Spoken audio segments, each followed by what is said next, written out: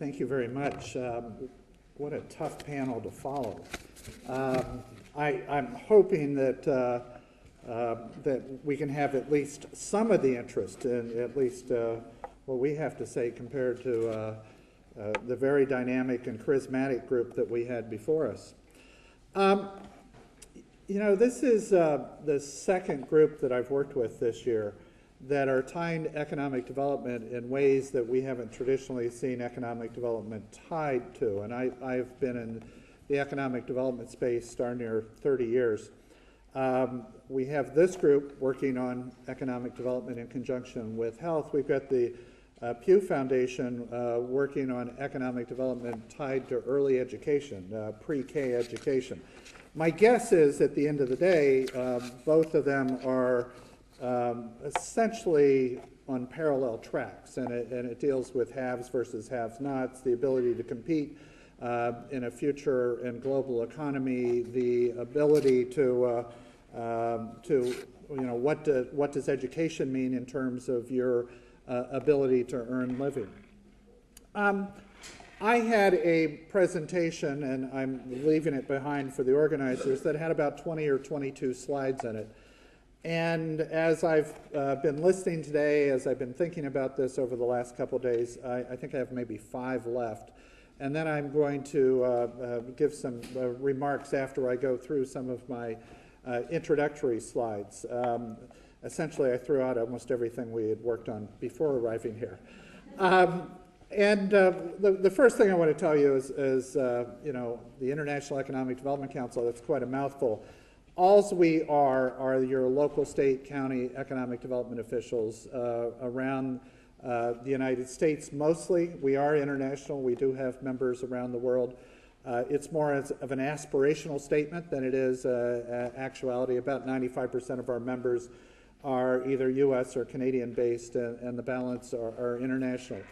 Our folks, many of you deal with on a regular basis. They are the economic development officials at utilities, cities, counties, states, chambers of commerce, utility companies, redevelopment authorities. And their job day in and day out is to create, retain, expand jobs, develop tax base, enhance wealth in those communities where they work.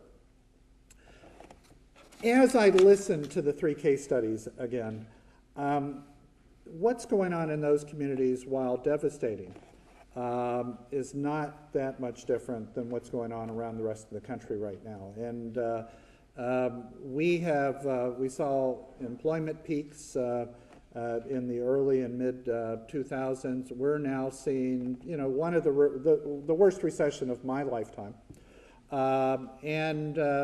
Economic conditions that are very difficult, and where people that are in the profession that I am are losing their jobs, not because they had anything to do with the recession, but that we're understanding the difficulties of turning places around once they end up flat on their back.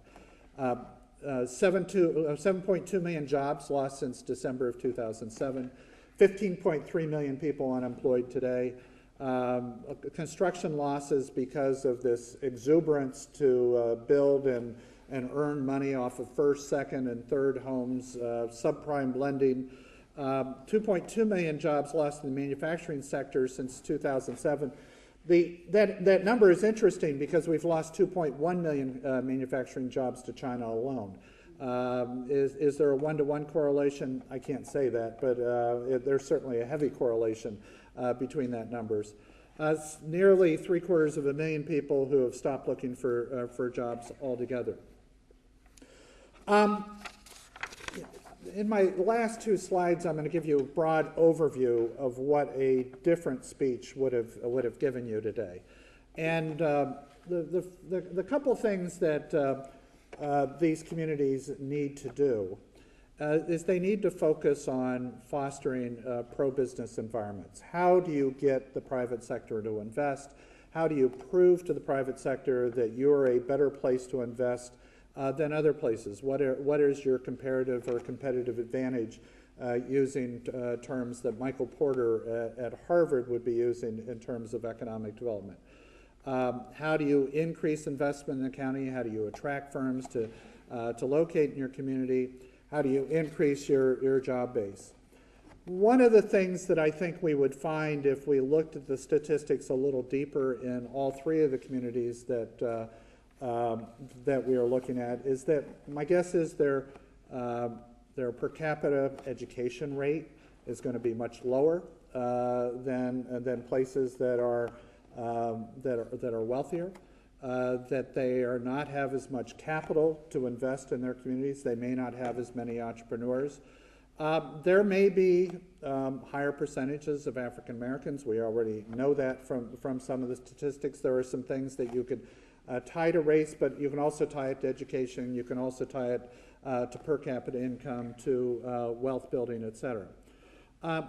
My guess is that these places are also oftentimes disconnected to other partnerships. And so when we're working with communities in terms of building a stronger economic development climate, we encourage partnerships with the state government, public utilities, other economic development agencies. A different speech would have focused on some key deliverables for these places. Developing a marketing program that markets those communities, fosters a business retention program. In one of the case studies, they had lost 3 major businesses and as a result had a higher level of unemployment. What caused those businesses to disappear? And was there an ability, if you had a more sophisticated economic development delivery system, would you be able to retain those through some formalized business retention program? I get back in many cases where we're having problems to the lack of a trained workforce, either with higher than average high school dropout rates, the lack of technical skills training in those places.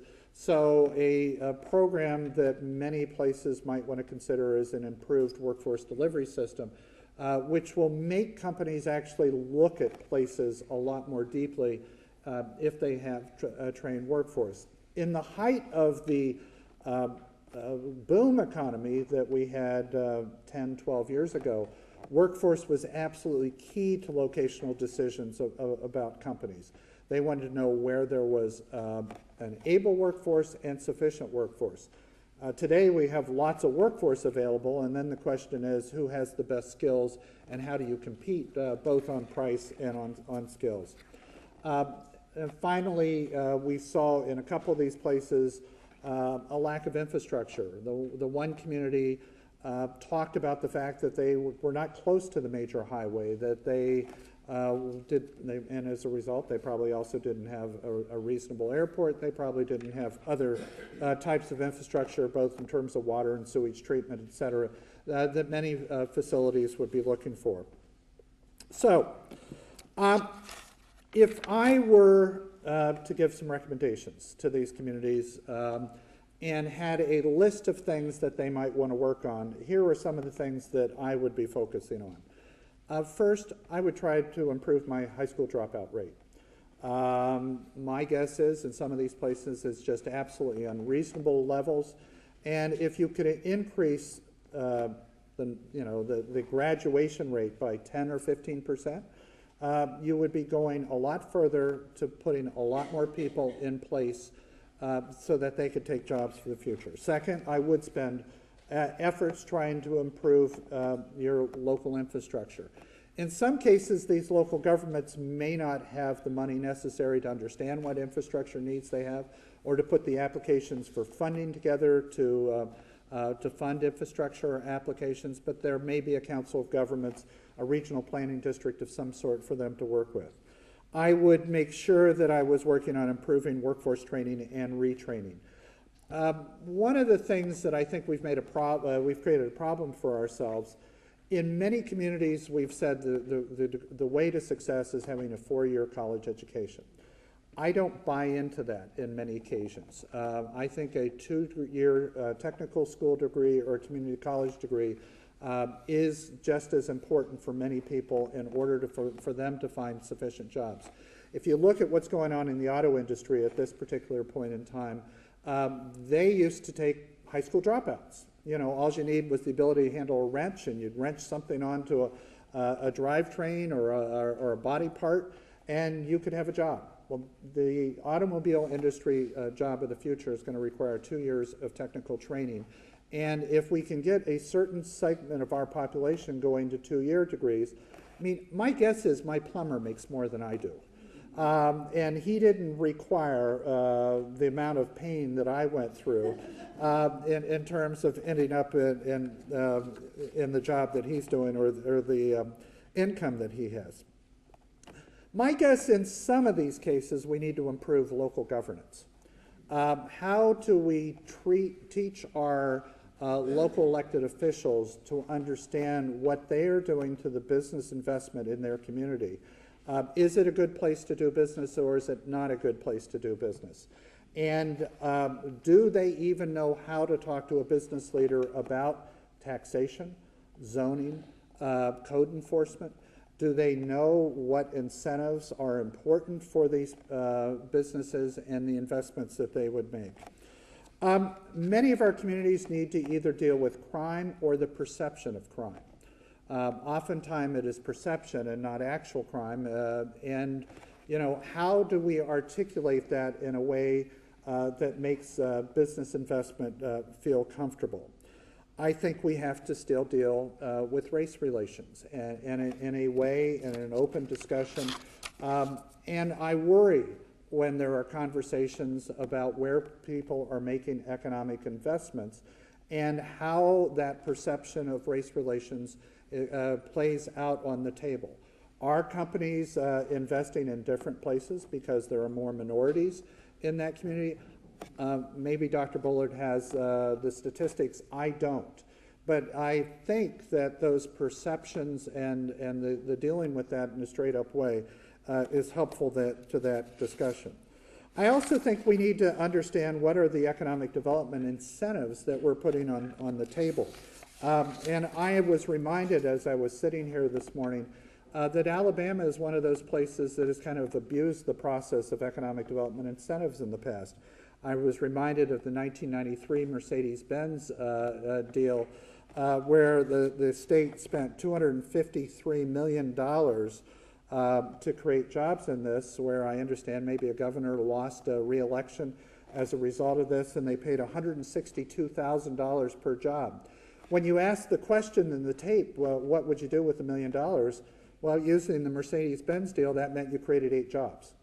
Now, I don't think that economic development incentives need to go that poorly in terms of a leverage, but that also the Mercedes-Benz plant went about 50 miles outside of this community. Could it have been in a minority community? Could it have been in Jefferson County? Those are probably all questions that we need to look at over time. I'm also reminded of the 2000 Honda deal, also here in Alabama. That was $158 million, or $100,000 per job. And was there any priority to low-income areas as a result of this state policy around incentives?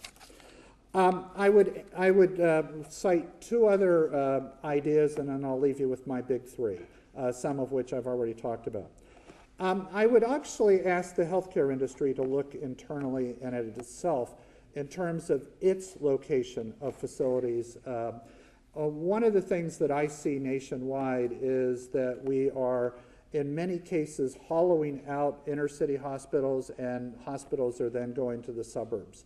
Despite that large infrastructure investment, and Dr. Bullard gave you a couple examples for that, but I'm even seeing non-poverty focused hospitals leaving their long-standing infrastructure investment in major cities and creating satellites out in the suburbs. Do we need to do that?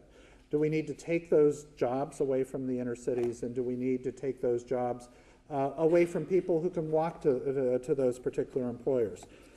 To the School of MBA, I would suggest that you guys look at Ohio University's MBA program, where they require for graduation 100% of their MBA students to actually assist in economic development projects as a part of their MBA, their community service responsibilities. So, My big three in terms of recommendations, if you wanted three from me, I think you have to improve your high school graduation rate in most places. Second, make sure your economic development incentives in the state align with the things that you're trying to achieve in the state. And third, not focus on growing your economy by recruiting something in from outside, but maybe focus on growing entrepreneurship within the state where people actually do stay, they stay invested, they want to hire their neighbors, and then they want to do good after they sell their company. Thank you very much.